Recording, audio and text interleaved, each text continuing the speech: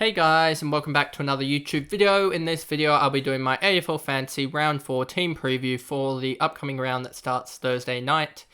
And I'll go through my trades, my team decisions, who's likely now that I'm going to have a couple of red dots as well. So hopefully I can loop them in, as well as the factors just get them down to 1 or 2 red dots rather than like 3 or 4 that is an actual chance at this point.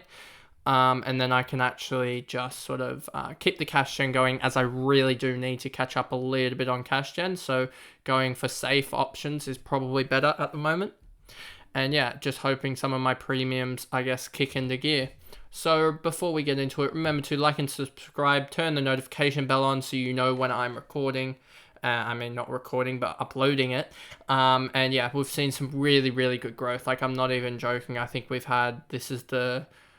today, as of recording, it's the best day of subscribers gained, and hopefully we can continue that on with the weekend. So now let's get into it.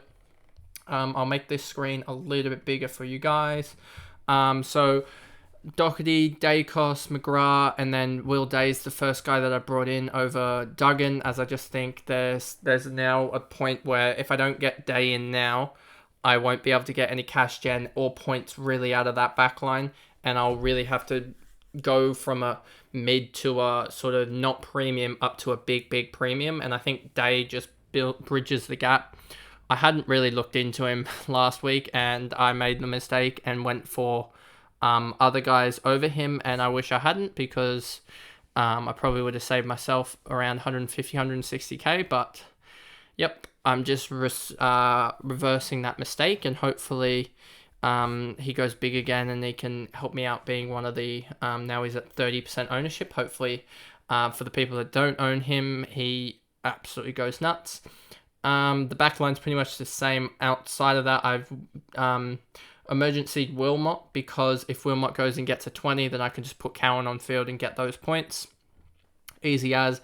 But if Wilmot goes and gets a huge score, and Uland can be the... I don't expect him to play, but if he does end up playing, I just swap him out for Chesser, as Chesser's out for 6 to 8 weeks, and I get Wilmot's score anyway. So there's options there. But I'm keeping Chesser in case the likes of... I actually need to go check this now. So we've got Carlton, St Kilda, and Essendon that I'm really worried about. So Carlton play the earliest, then St Kilda, and then Essendon play on the Sunday. So if I really wanted to do it, I should do it like that. And then if Hollands goes and scores well on the Friday night, Chesser comes in here. But also we need to take stock of... this will probably stay like this, but if Uland does end up playing, then we'll swap it back to Philippou on the bench and Hollands on playing, and get Chesser into this spot here so that we can guarantee Wilmot's score, as that's more important than trying to be, I guess, with Hollands and Philippou, because I know I want Hollands more on field, his points, than Philippou, rather than Wilmot compared to Cowan. That's more of a 50-50 than Hollands and Philippou, in my opinion. So, yeah, that's the reason there behind that. And I don't have any changes in my midfield, just getting rid of Bruin. I guess he's just horrific scoring-wise this year. Even worse than last year, if you don't know how he's gone worse, being a young guy. So hopefully Petrarca and Bontempelli and Green fire. Warple gets a good score, and then I can just get rookie cash gen out of these guys. And then next week go for some other midfielders, sort of to get some of these guys off field, I guess, because I don't really like the fact that I'm playing still with a lot of rookies. But yep, gotta get the cash gen going, I guess, still. And then so yeah, you just gotta hope that with these guys that Petrarca is playing West Coast, he should be able to go huge there. Bontempelli's playing Richmond, he should be able to go huge against Richmond. Green's playing Essendon, I think he could easily go huge there. Warple against Geelong, if he gets the role that we want, he can go 90 or so. Ashcroft against Collingwood, probably an 80. And then Mackenzie against Geelong as well as Warple. Alwyn Davies against GWS, I think he could pull out a 60 or 70 there and really be helpful on field. but we'll have to wait and see, I guess.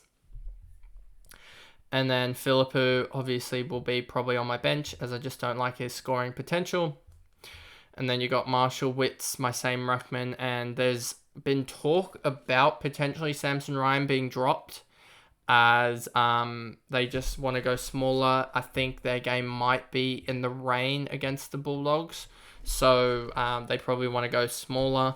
But I mean, I don't really know particularly, but let me go to AFL teams round 3, and I want to see if they named a secondary ruckman, because if they didn't name a secondary ruckman, Bolter, Grimes, Young, I should probably actually go to fixtures round 3, go down to here, go down to here, and hit outs, and you'll see that they don't have a secondary ruckman. So, you know, it's going to be pretty tough for, and I'll just search through here as well and go to Richmond, positions ruck. You've got Soldo and Colina injured, and Samson Ryan, and of course Nankervis, who's Nankervis actually looking into being a good pick. So, yeah, I just don't think they can actually drop him. I think you have to drop someone else. And especially because Jack Reebok doesn't look like the player that he was even last year, and he just doesn't look to be hitting the ground running at the moment. So I think you have to have another tall in there. And he's a backup ruckman as well, so I don't know how he doesn't. I don't know how he could get dropped, but I'm sure that they'll probably find a solution for him getting dropped. Then you got Dunkley, Taranto, Rosie, Golden, Sheasel, Chandler, same forward line as always. And yeah, we're just trying to just wait, I guess. The wait game is on at the moment until the first round of position changes or dual positions. And that's when a thing or two will flip around, I guess. If I really wanted to, I could look at Van Rooyen's score and sort of try and get him in. But that's sort of, I don't know whether I want to have... I don't think Van Rooyen or Camaminti could outscore like Davey, McKenzie, or Philippou like consistently across one round. Obviously, that's the case, but I don't know if I want to chance it with Van Rooyen. Maybe because he's playing the Eagles, I put him in and I put Golden into the midfield, and I take out obviously Philippou back into here, and then I have the likes of Holland, and if Holland's doesn't do well, then I can put another guy in, etc. Maybe that's the go, and I back in Van Rooyen against the Eagles, who will see the Eagles lineup, and that will probably change. So there might be some changes, but this will be the main 30-man squad, I guess, that I'll have going into the weekend. So Van Rooyen, Camaminti, and then you have Noah Long down here at the utility, who actually I'll look at where he is situated, because if we look here at go back and back again, is this teams list? Round 3, I want to see. Round 3, if we go down here to the last game, here we go.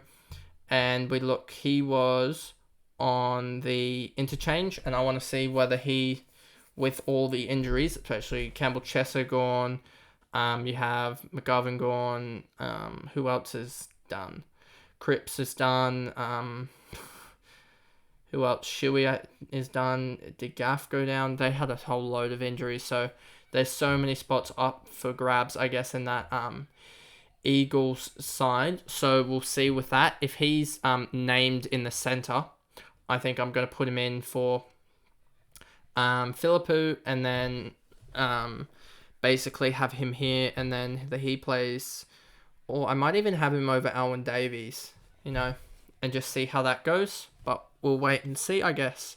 So that's the team. It's sort of a shorter recap, as there wasn't much to go through, I guess, now that these are over, and I guess there's sort of set choices you can go for at the moment. It isn't really there's so many choices for me to go for. It's sort of, I got to get Will Day in for because he's a cash gen option and he's good value. And I got to get in Van Rooyen because he's got such a low break even, and with a 70 or 80, he'll jump up 60, 70k, and that'll be good cash gen. Like looking at Van Rooyen, he's only 16% owned at the moment. So hopefully that holds around 20%, and there's a lot of people that won't be able to get him in, and that'll get me a load of cash. And I'm just hoping a lot of these guys hold in their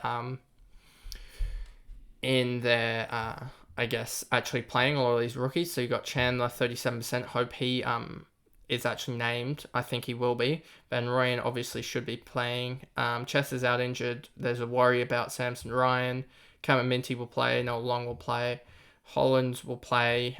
Philippi will play. Callum will play. And Wilmot's obviously selected. And Uland, I just hope he doesn't play.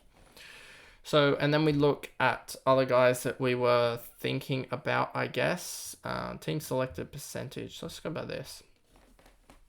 So, I want to talk about Constable, I guess. And the reason why I'm happy with that I dropped him, because there's only one option I feel like he gets back into the team, into the Gold Coast team throughout the whole rest of the season. Basically, well, two options. Obviously, if Weller or anyone in that back line goes down that's a ball distributor, he goes back in.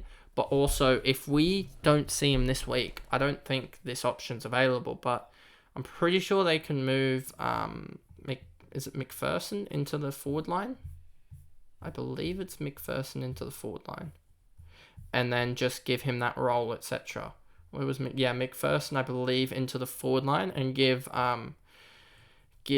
Constable that halfback type of role again, as then they would have a good mix. I'm pretty sure in the forward line of McPherson as well, because we saw the likes of Flanders. Did he do his knee or his ankle? He did something that was very long term, so we're not going to see him anytime soon. But we'll get the indication on Constable tonight when teams drop, and if he's in, well then that's good. But if he's not in, then you got to trade out of him.